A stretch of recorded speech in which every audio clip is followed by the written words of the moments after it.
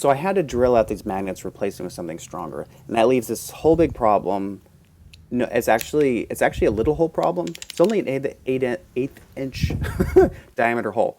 I could put a dowel in, but then I've got the end grain showing, and that's going to feel like a design feature, some sort of choice. I don't really want that. The only problem with having to match the face grain here is how delicate this wood is. It keeps wanting to tear out and pop off. So I just pared it down with my chisel. Just got it good and close enough, and then I glued it in with a little classic wood glue. People keep using super glue, I'm noticing, on a lot of projects. I don't know why. There's absolutely no reason. This is great. Just use wood glue. And hammered that in a bit, chopped it off with the Japanese saw, and then just pared it with my chisel a little bit. Oh, I forgot I do mushroom it a little bit. That helps just kind of tighten up the grain, make sure my piece is in there as tight as possible. There's always going to be a little bit of a line, especially when you're interrupting face grain this way.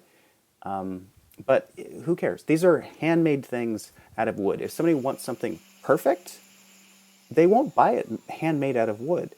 The care and attention that you put into things like this, I think that matters a lot more than perfection. So enjoy the fidgety goodness.